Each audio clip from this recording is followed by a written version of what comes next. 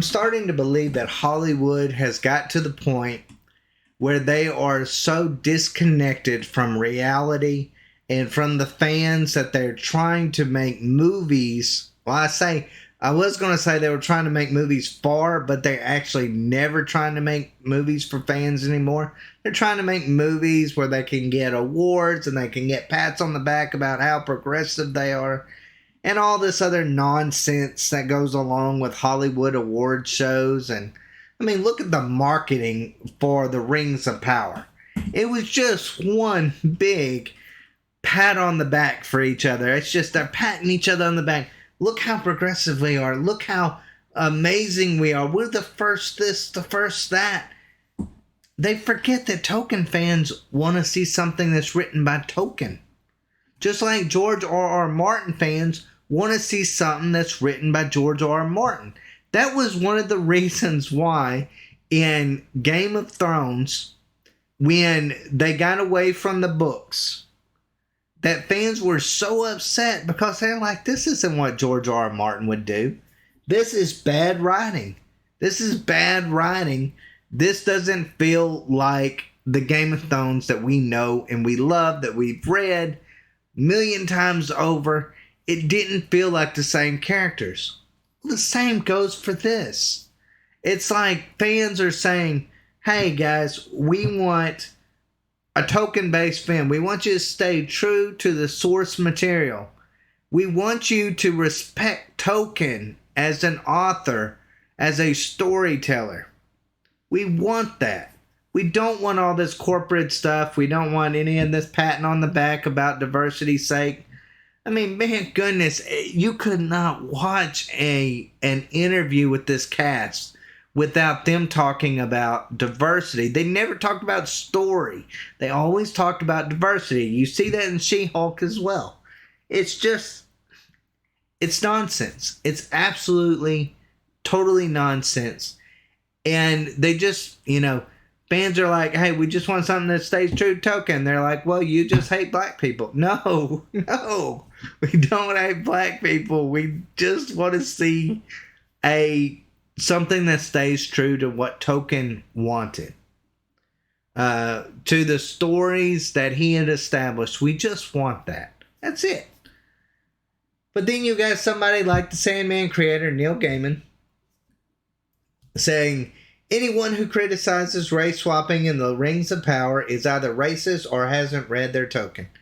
Now, explain to me why Neil Gaiman wants to get involved in this. Neil Gaiman, of course, you had the Sandman that, that come out on Netflix, which it was a decent series.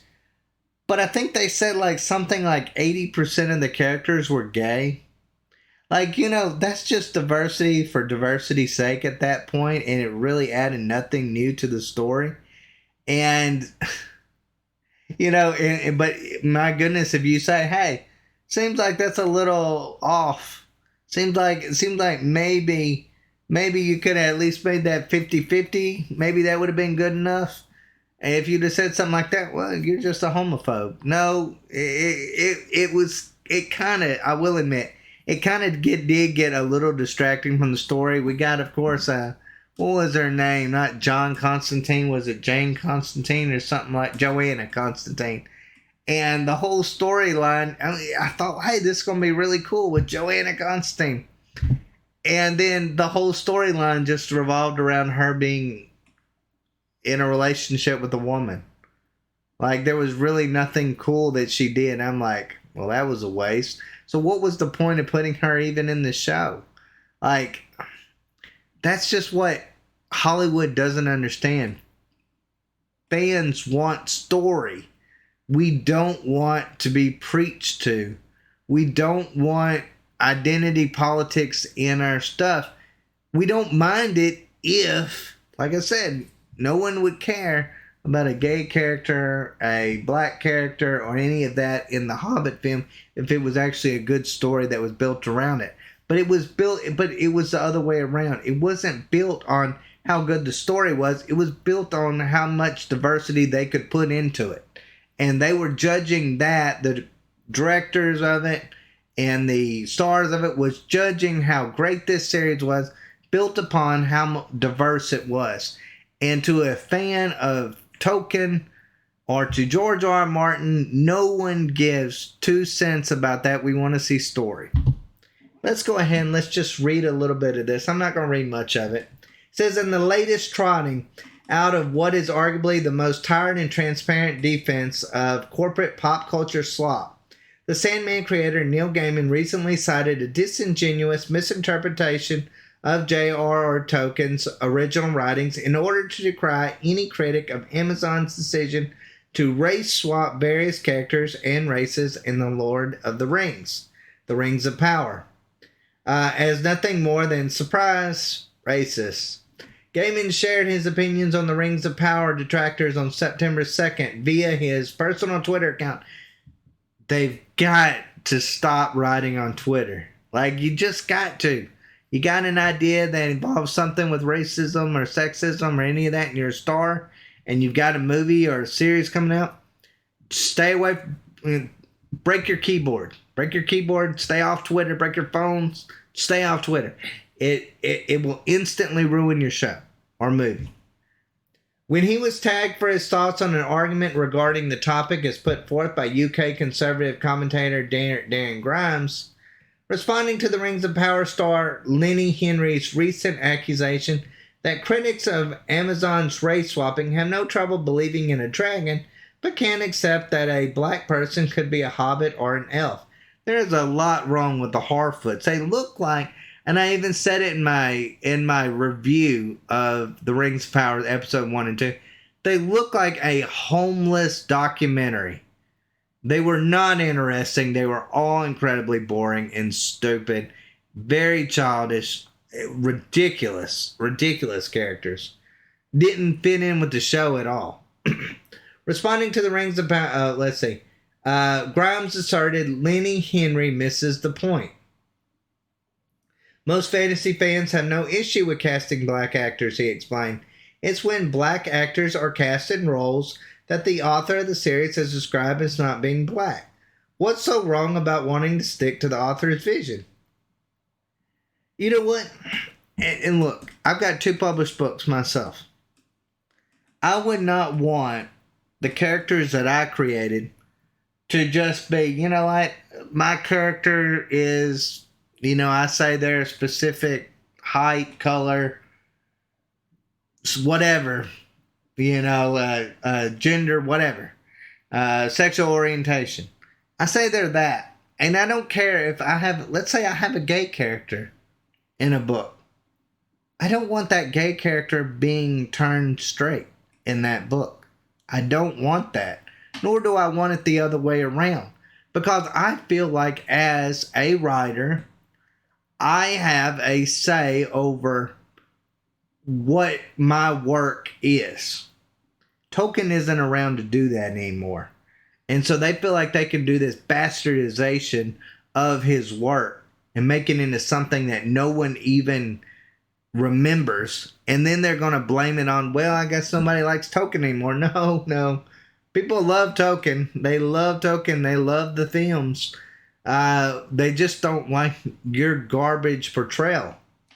It says, alerted to Grimes' tweet by user Cartha Great, Gaiman replied to Grimes, Tolkien described the Harfoots as browner of skin than the other hobbits.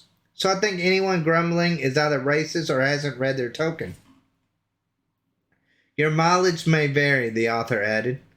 The line referenced by Gaiman appears in the prologue to Tolkien's original The Lord of the Rings, The Fellowship of the Ring novel, wherein it is used in description of how the Harfoot breed of hobbits differs from their fellow Storas and Fallowhides. The Harfoots were browner of skin, smaller and shorter, and they were beardless and bootless. Their hands and feet were neat and nimble, and they preferred highlands and hillsides, wrote Tolkien. As indicated by the use of browner rather than brown, this descriptor was meant to be taken in comparison to the lighter skin complexion of the overall species. This standard of appearance is further alluded to by Tolkien's follow-up note that the Fallowhides were conversely fairer of skin than their general brethren. After all, these 2 breeds were both browner and fairer than the average Hobbit, it stands to reason that these two notable extremes were slight variations on a similar basis instead of outright differently skinned.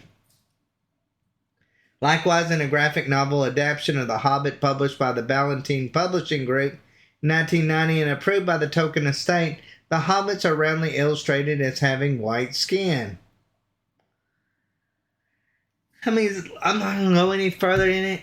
Like I said, I just feel like these stars, they just can't help themselves. If they can find some moment where they can attack fans, they're going to do it. Going to do it. And it's ridiculous. And they try to, and the funny thing is they try to use fans' own knowledge against them because they know so little bit about the source material that they actually try to argue with real fans of it, and then they look like fools in the end. But it's a passing thing on Twitter for them. They go to the next thing that they can complain about. So to them, it's a win because they got to show how, like I said, how progressive they are and how racist the average person is that's watching their film or show or whatever it may be. But then at the same time, those same people try to market to the people that they say are racists and bigots so that they can make money. So what does that really say about, let's say Neil Gaiman? And what does that say about any of these actors or actresses that saying, come out here and watch the Rings of Power? Well, you just told us that we're all a bunch of racists and sexists and homophobic and whatever it may be. You just told us all of that. So if you are trying to market to us, then what does that make you? That's all I can say about that. Anyways, guys, let me know what y'all think. Do you feel like Neil Gaiman should have even gotten involved in this? I personally don't. I think Neil Gaiman, he stepped into something he probably never should have even talked about. That's my personal opinion on it. As always, guys, thank y'all so much for watching. Y'all take care.